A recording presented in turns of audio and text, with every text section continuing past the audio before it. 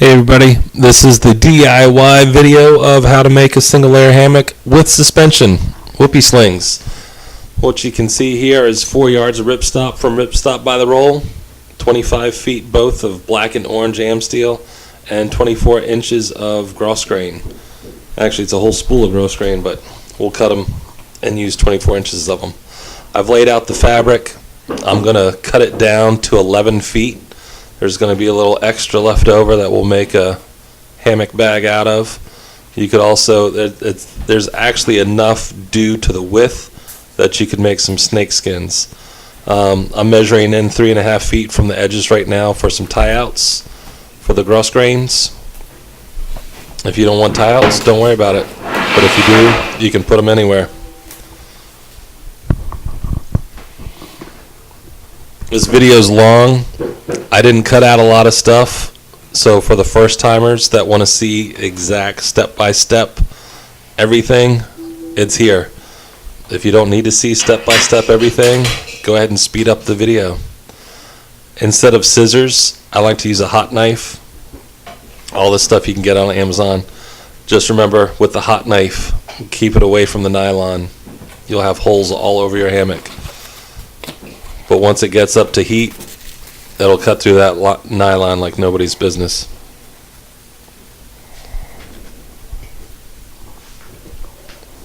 Gross grain is going to be 6 inches. We'll cut down 4 of those for the tie outs.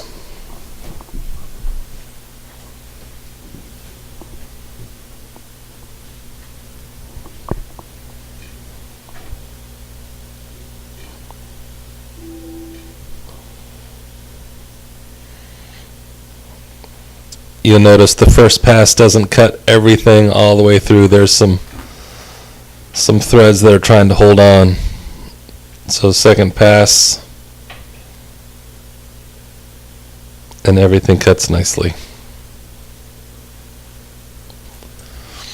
And like I said, that extra scrap that I just moved over there, we'll make a bag out of it for the hammock.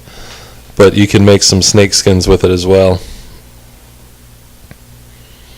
I decided to go with a bag because I have snake skins on my other hammocks. I've got lots of double hammocks, and after I closed everything up with the snake skins, I ended up putting it in a bag anyway, so I figured I'd just use a bag.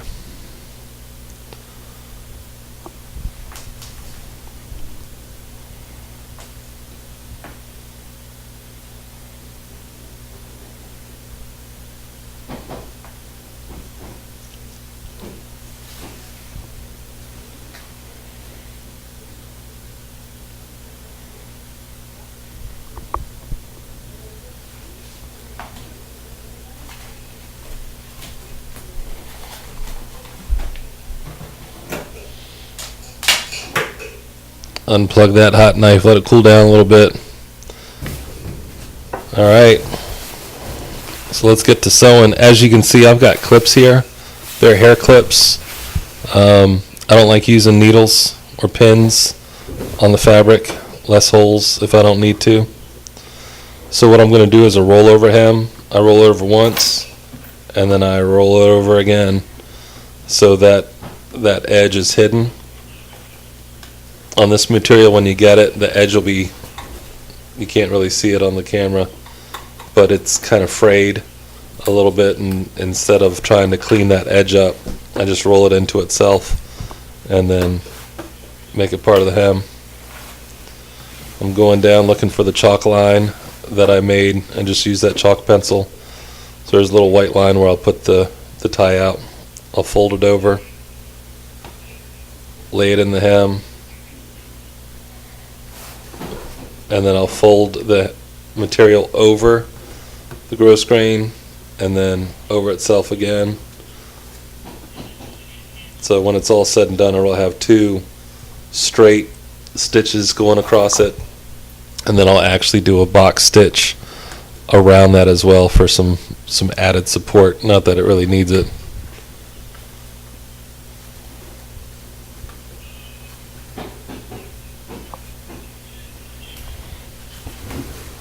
And like I said before, I'm videotaping everything, so if you get the gist of it, go ahead and fast forward to the next section.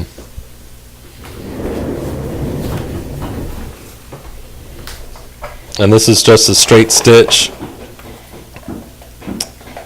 As far as the distance of the stitches go, you can go, anywhere between 1 to 4. I'm on a 4.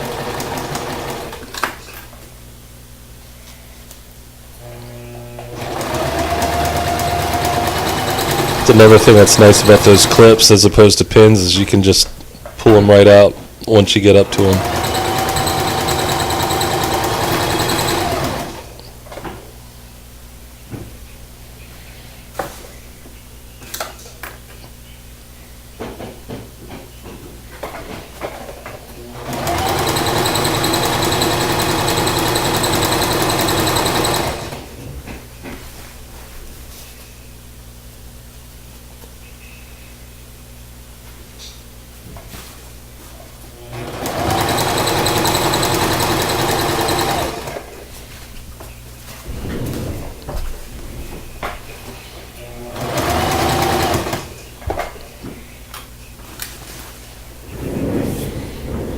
And as I go along, I like to check the stitches, make sure everything's nice and tight. Let the tension on the bobbin and the upper spool are the same, so there's no gaps or loose threads. It just makes it look prettier. Makes for a stronger seam as well.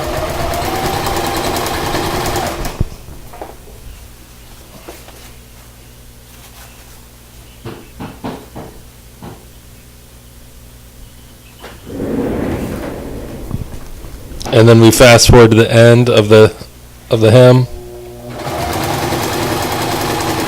and at the very end you'll see me back the stitch out, lock it in, and that's it. Trim off those excess strings as you go.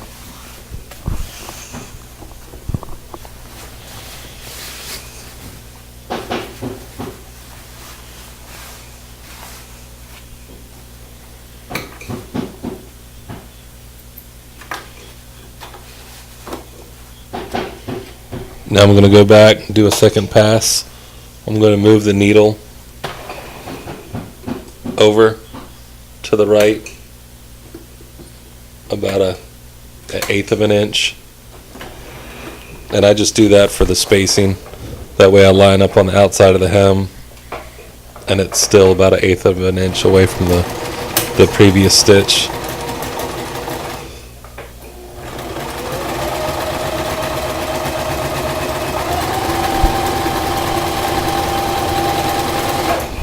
So as you can see now, I've got railroad tracks, 2 parallel stitches. You don't need it, but I just do it.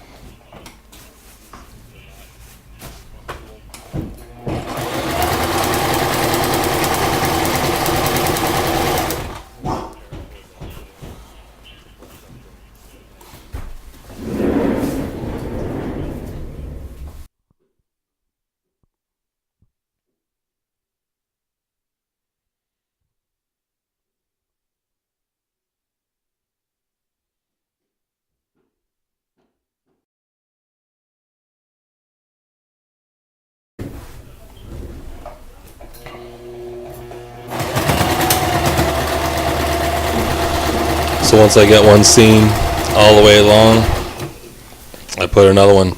I like railroad tracks.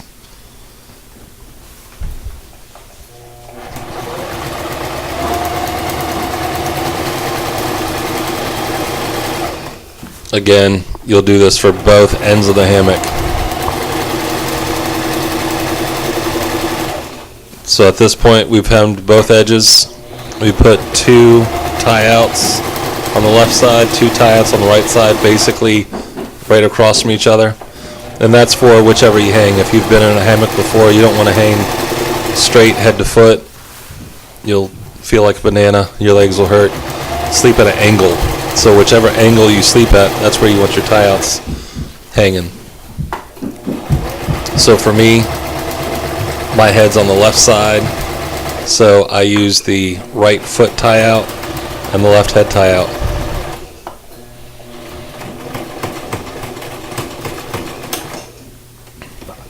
Again, getting that back stitch in, locking the stitch. Now, I've got a little paracord and an old piece of tent pole that's got a perfect hole in the middle of it. So I'll stick the paracord in the end of that hole, about 2 or 3 inches worth of it, and then I'll feed that tent pole through the channel.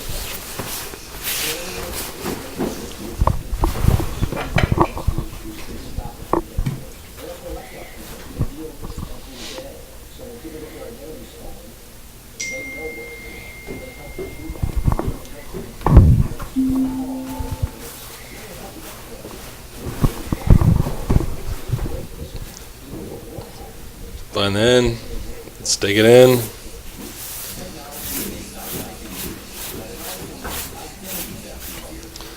Grab the paracord, pull out the pole, cut that paracord, and just put a square knot on it. You could use anything for this. It's really, like I said, just to gather the ends of the hammock together so that when you put your suspension, whatever you're going to do, on the end, it creates a bunch so it doesn't slip off.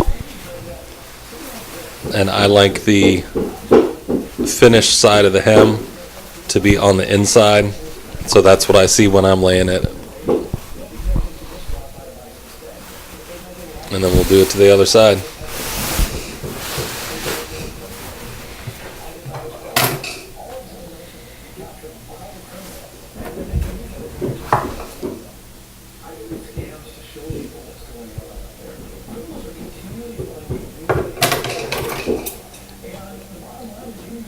Sometimes it doesn't want to cooperate.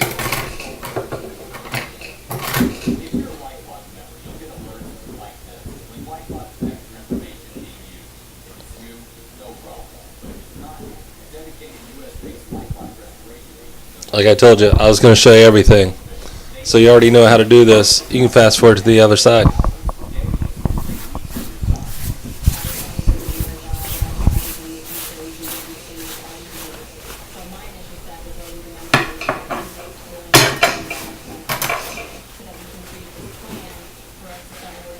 So at this point, you've got a finished hammock. Now you just got to figure out how you want to hang that hammock. I've decided to do Whoopie Slings, which are basically am steel. The am steel is, if you push on the am steel itself, it the fibers loosen up and it creates a hollow space. So that what we're actually going to be doing is pushing the am steel through itself. I've got a piece of, you can't really see it beside that light, a piece of copper wire, the am steel, and I've also got a looping hook that you can get at a craft store, and a handy dandy wooden skewer. So I'm just skewering, putting the hole through the am steel. You saw me before make a loop. I'm just making an eye loop in the end of the am steel. So I'm just twisting the copper wire, bending the hoop on it so it'll fit through that hole. I'm going to push the copper through the hole that I just made, and I'm going to pull the end of am steel through.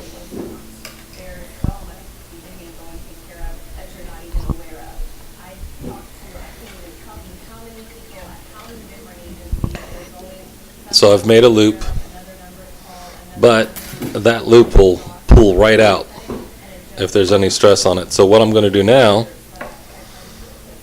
is take that same skewer and put a hole in the end of the line that I just pulled through that hole in order to pull the rest of the line through that hole. If that makes any sense, you'll see it when my fingers move.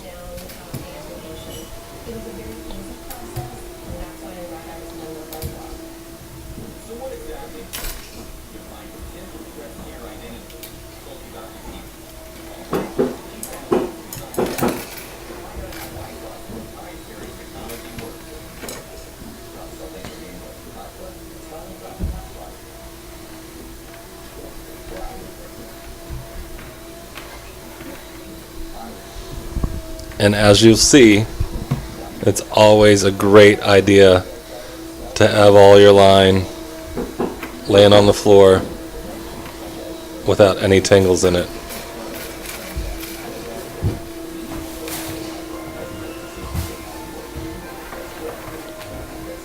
Because I think I'm undoing a knot here, and I'm actually pulling all the line right back out of the hole that I was just trying to feed it through.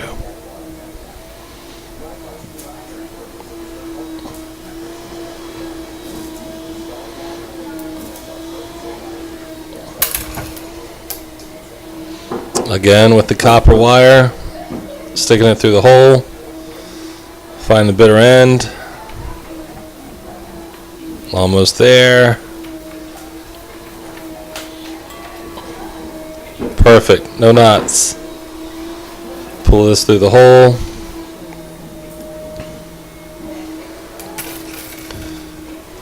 This time we have a winner.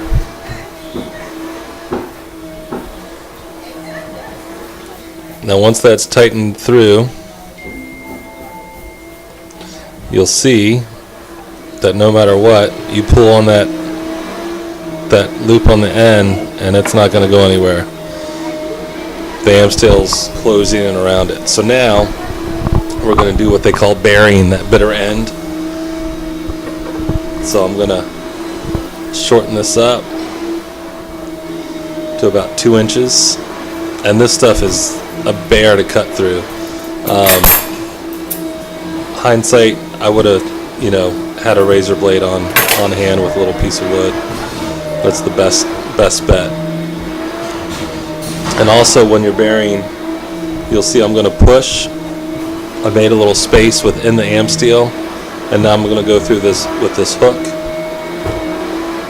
Again, you can get this at any craft store. It's just a hook and loop rod. I'm going to push that all the way to the end and then pop it out. I'm going to take the end, thin it out. I can cut a couple of these strands off. Usually there's about 8 strands, so I'll cut 2 or 3 of the strands just to kind of thin out the size of the line before I try to pull it through itself. Looks like it's laundry day behind me. Throw those right on top. On the top? Okay.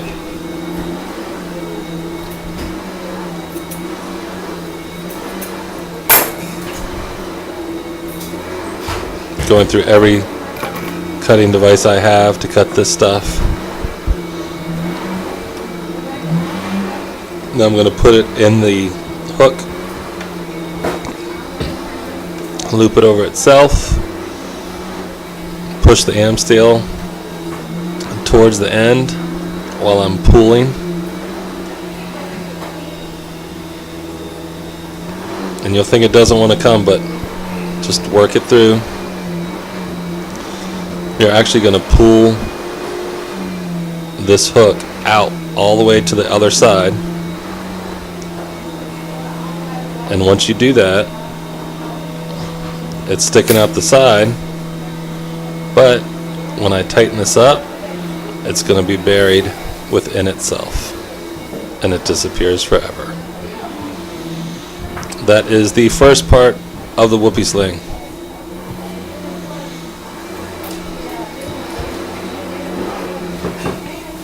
Now we need to do the one for the black. And then basically the only other piece of the Whoopie Sling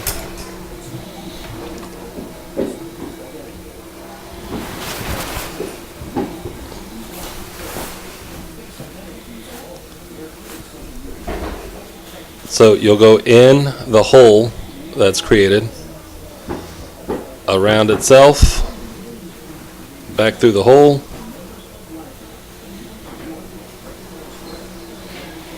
and then feed all that line. I'm not really sure why I tried to fit all the line through the loop at the beginning, but you get the gist of what I'm doing.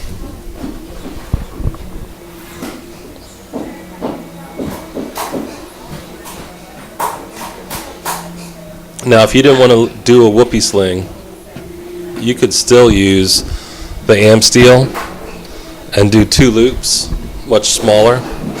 Do this loop that we're tightening up right now, and then have a loop right there about where my hand is, and you could just hang a shackle from there that could go to a suspension system attached to a tree. So what we've got now are the Whoopie Slings, and I've gone ahead and fed the bitter end of the Whoopie Sling, the one not with the loop, the straight Whoopie Sling. I measured about 6 inches up from where that loop is, and then I pushed that hook and loop tool through about 12 to 14 inches of the am steel, pushing it down on the tool, and then fed that line back through, and that's what actually makes your Whoopie Sling. So here I've got the Whoopie Sling. I'm feeding it through the hole on the hammock along with the end, and you'll see on the end that I'm pulling through right now, I actually created a knot at the end of the Whoopie Sling line, and then buried the bitter end in itself. And this is the part that I'm pulling through the hole in a couple seconds.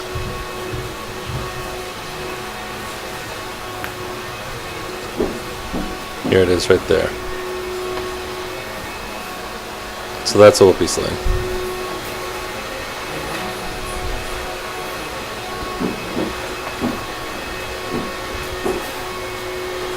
Same thing with the orange. So the black is always where my head goes, so I know as soon as I bring the hammock out, and that's just me.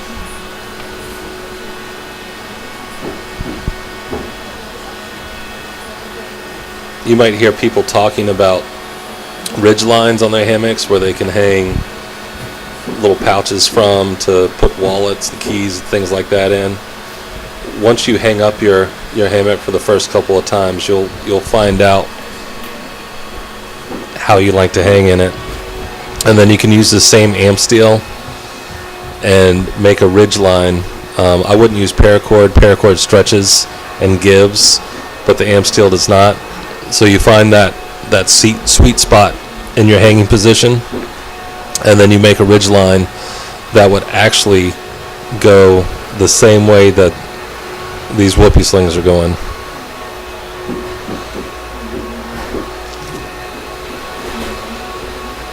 I'm just showing how the Whoopie Sling works. See how it's buried in itself, and as you pull on it, the tension restricts around that part of the line that you're pulling on and keeps it from moving.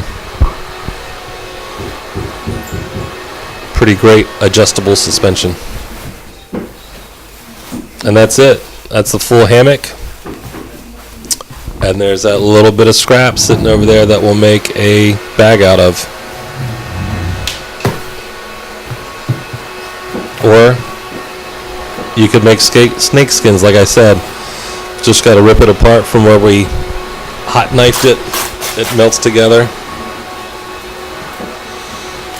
So with this material, because of the width, being 70 inches, we could actually cut this right down the center. So we've got 70 inches of length and probably about, I don't know, 16 inches of width. You could cut it right down the center and make snake skins like this.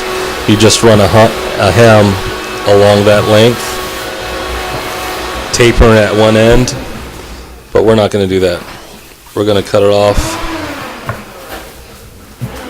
at about 24 inches out of that 70 inches, and our hammock will fit right in there.